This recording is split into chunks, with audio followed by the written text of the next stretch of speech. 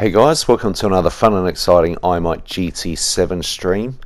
Today we're at the Nations Cup at Maggiore in the Group 4 cars with racing hard tyres, 2 times fuel and 2 times tyre wear. The car which I'm in, which is in the Nissan Silvia car, is basically the favoured car. The international time trial was just full of them. Did try other cars. One car that I did like was the Suzuki Swift. It's nice and light, and that's the car that got pole, which is being driven by Aussie Tech Racing. I was a bit surprised at that, although I did try that car, and the front wheels struggled to get a bit of grip out of corners, but he actually does quite well. So throughout the week, practice, and I found that the Silvia was faster by, for me, about 1.5 seconds a lap faster, so I stuck with the Silvia. Third place is a Dodge Viper.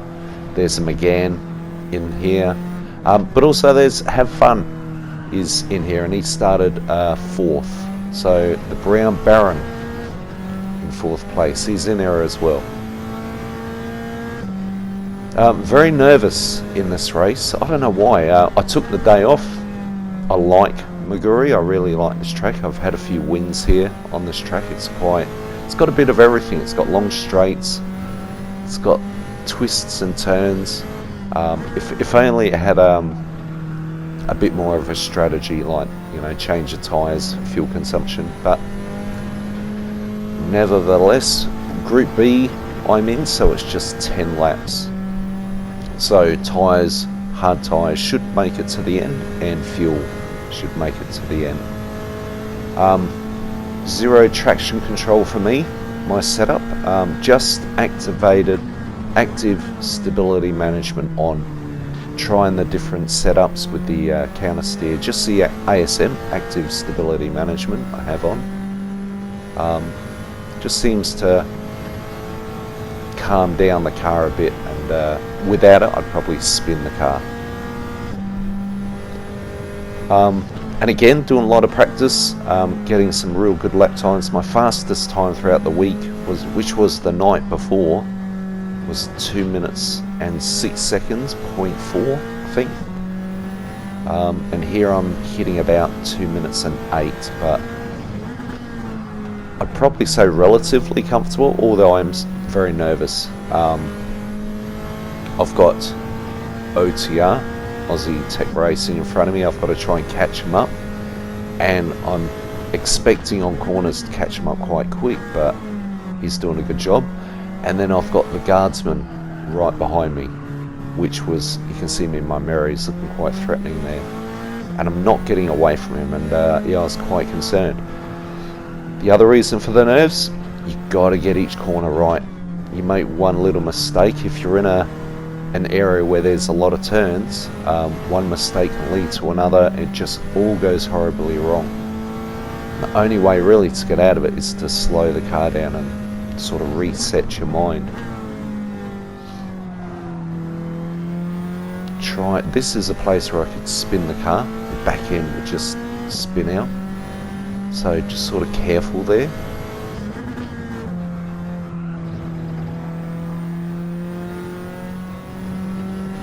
And then the exit of Big Banky Boy,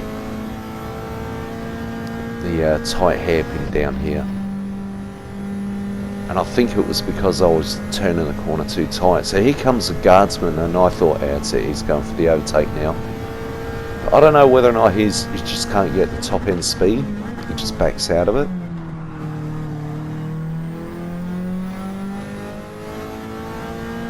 And so I hold P2, and it just feels like OTR is just pulling away a touch. I'm just making sure I try and hit every apex that I need to, really grabbing. Look how far in I am there. There were a few times in the race I thought, oops, that's a penalty. Really got to get in because there's a bit of a sliding out.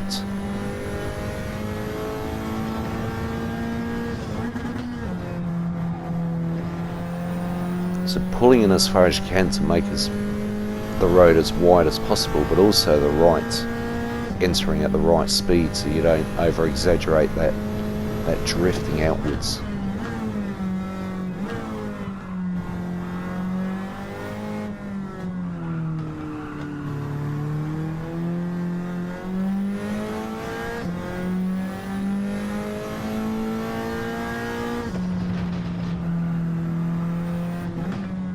And I've still got the guardsman on my backside, and I felt here, like even now OTR, it looks like he's really starting to pull away. 1.4 seconds ahead. He's actually doing really well. I was a bit disappointed when I saw the Suzuki Swift. Disappointed and surprised. Like I said, the other favourite was the Suzuki Swift, and as soon as I saw it in pole position, it sort of confirmed that my guess was right, that it's a competitive car in this race. But I was also disappointed because I do have a second account, and after this race I was then going to switch over to my second account in the Suzuki Swift, which in the global time trials I did not see one Suzuki Swift, and I thought I'm going to show everyone up. And here we are, someone in a Suzuki Swift. So he just went out a bit wide there. I don't know if it was around here, and I thought, oops, dirty tyres, I'm really catching him now. And Guardsman has dropped away, so maybe I've just put a few corners together and got it right, because if it was just OTR that made a mistake, then I'd still have Guardsman on my backside, but looks like I've broken away from him a bit. I think it's here.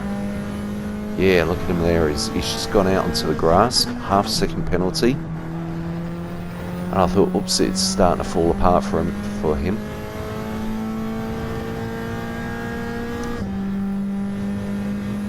So at the moment, I'm thinking the penalty line is about three corners away on that straight and the downhill.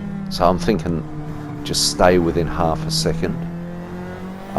He may come out of his penalty around where Guardsman is, and then they'll be battling. That's what I'm sort of hoping for.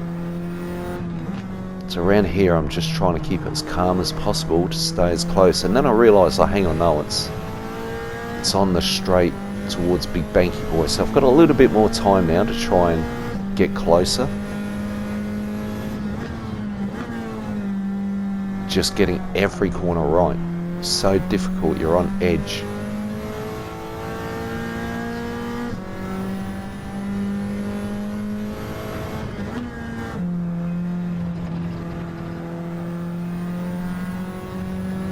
Cutting these corners.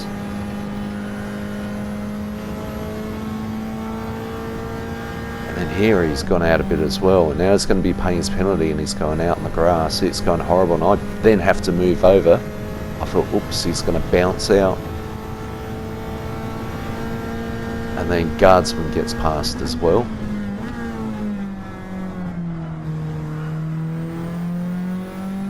And I've just got to go. They're still pretty close though.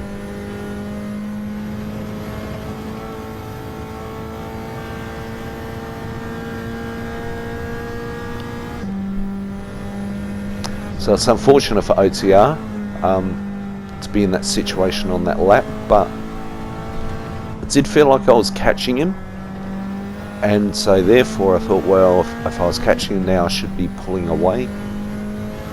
And looks like that split time between me and Guardsman is just slowly growing. 1.2. Luckily it's only 10 laps. If it was 20, they'd have more time to catch up.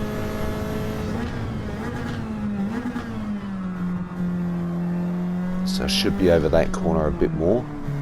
Tight on this one.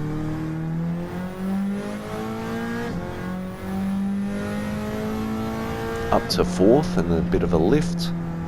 Try and keep over on the left. Down a third and a bit tight here. Try and straighten up as quickly as possible. And begin to push.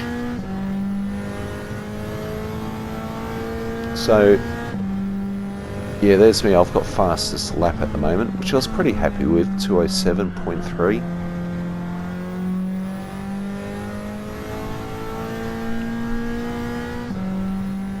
I guess it's moments like this I try to, mainly if I'm nervous, to get my mind off things, I kind of try and go into a time trial frame of mind where I'm just putting in the laps.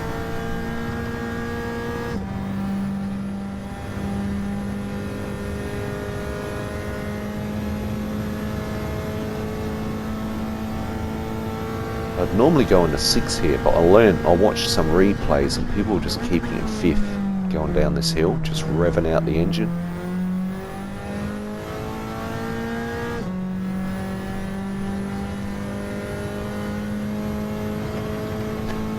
So this part of the race, I'm actually, obviously I'm watching the road in the corners, but I'm guessing every 3 seconds I'm looking at that split time, just having a quick look, see how I compare. And I guess the point of that is, if I'm not making any mistakes, I'm looking to see whether or not they're making mistakes.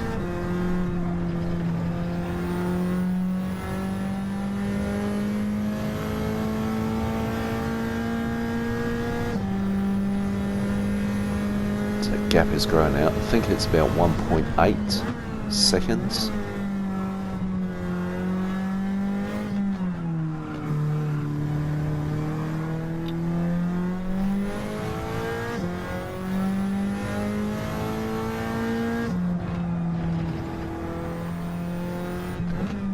So through all that, looks like something's happened with Have Fun, or the Brown Baron. He's did start P4, it's dropped back to P5.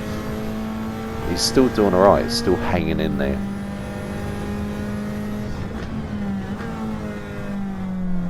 I'll have to drop back to the replay and watch exactly how he went. I think it's on lap 8. It's this tiny moment where I almost go off track, because I'm looking at that on the left, the lineup, and I was actually looking for what position he was in. I almost went off track.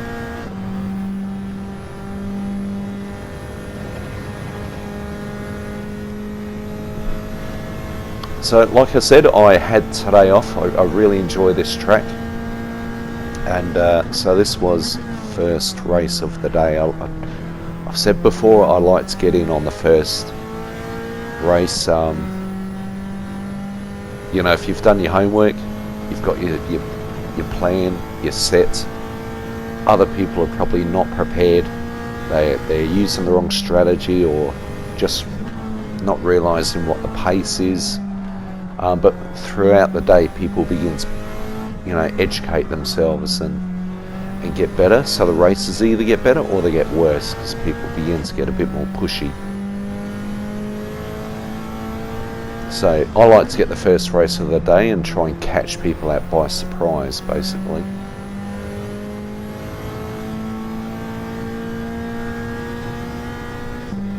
So finishing lap 6, 4 laps to go. I'm doing alright. What's that, about 2.8 seconds now, I think. It looks like a healthy lead, but then I'd look at the top right hand track map and it's like, wow, they look pretty close.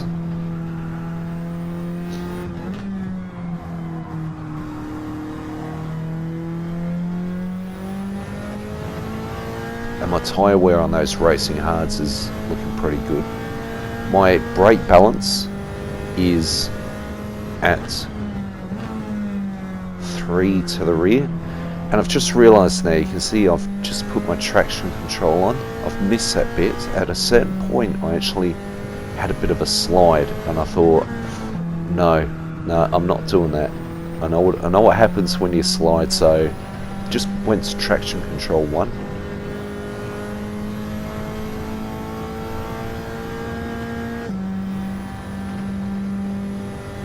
It's 2.3 second gap. So OTR, Aussie Tech Racing, he's got back into second place in his little Suzuki Swift. The reason why I looked at the Suzuki throughout the week was some of the other cars were, and the Silvia, I thought were sort of big and heavy, and they weren't cornering too well. So I was looking for a car that was light. So I tried the Peugeot RCZ, and then the Suzuki Swift, which was only like 900 kilos. Was another car I tried, and the Suzuki was the one that got the fastest lap for a while until I went back to the Silvia. It was just too obvious. It's the meta car of this race.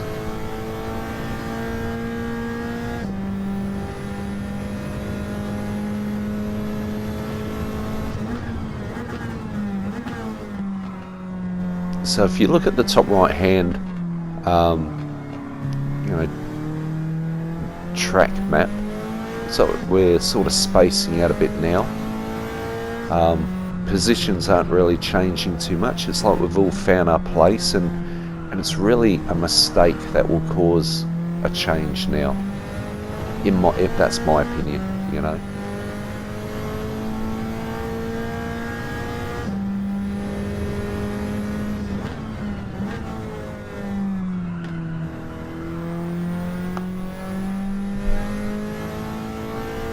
So that 2.8 second gap between me and Aussie Tech has come down to 2.2. I'd be a bit concerned. I'd look at the split time and then I'd see it going up again a bit. So I thought, I've got 2.5 laps. I'll just have to manage it. I don't want to overdo it. I don't want to get pressured into making a mistake. I'm just going to manage that time, and if I win by 0.2 of a second, a win is a win. That's the way I saw it. I didn't want to push myself and go for a 5-8 second gap and win with fireworks going off. That didn't bother me. It was just focusing on the win. Do not make a mistake.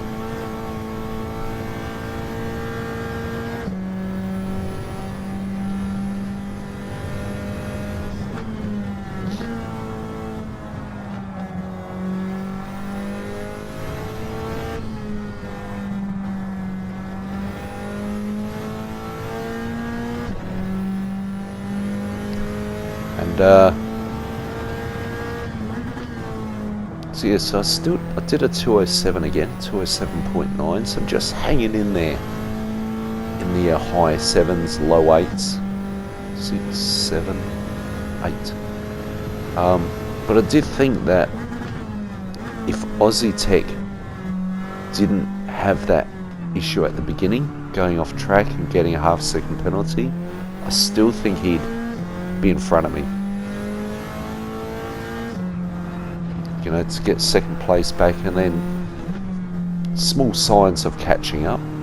He's doing alright.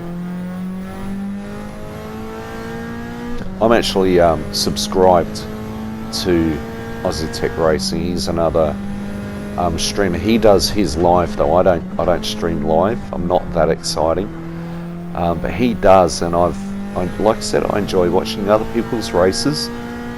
So I'll watch him race. And he's a good streamer and a good racer, and so I'm subscribed and I watch his streams, but it's not often I'm actually in a race of his, so just glad to see him on track.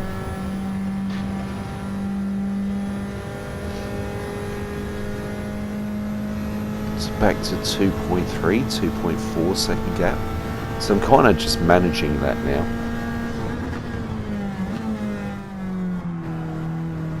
So it just looks a little bit casual there.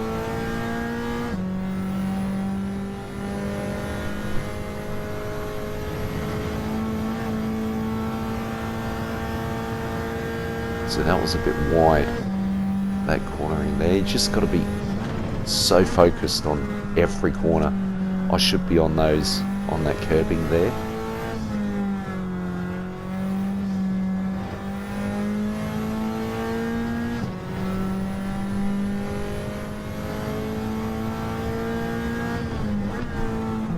So before the race, chatting with Have Fun, I did tell him I was gonna take qualifying, you know, with a pinch of salt, sort of back off and let people qualify and have a look. And if I think I can beat it, then I'd put in a serious effort. And if they're going really well, then I'd just back off and start at the back. But eventually, yeah, the times didn't look too bad, but I did feel like I could beat it. So I thought I'm going to try and put myself up near the front. And coming in on P2,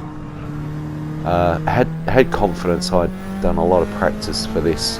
Even, you know, as soon as I saw this, I thought, oh, I'd love to have the day off and give it a bit more time. This was the only race I did in this account, you know, finishing in, well, P1. I'm going to spoil it now. Finished P1. Yeah, I didn't do any more races.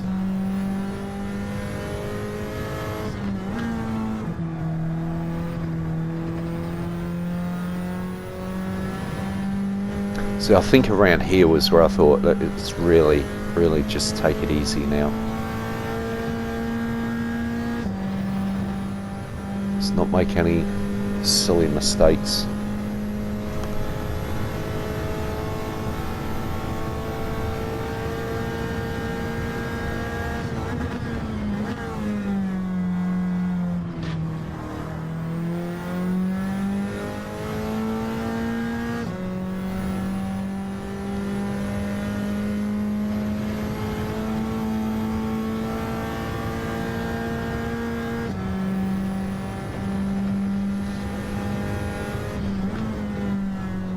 And it was on the last lap. I thought, oh, I feel like I want to take the traction control off and cross the line without that. But I thought, you're in P1, you're in the lead. Why? Just leave it. If I was to spin the car, I'd be kicking myself. So I couldn't justify taking it off. Well, that was it. 10 laps. Started P2, coming in P1. I was pretty happy with that. Finally got the lights. I realised where they are. Flashing the lights, weaving. Yeah, I was pretty over the moon with that. OTR, he did really well in a little Suzuki Swift. So up one place, victory. I think it was like 108 points. It's been a while since I've been in the hundreds. Thanks for watching, guys. Hopefully you enjoyed the stream, and post your races if you can. I do enjoy watching them. And see you on the next one. Bye for now.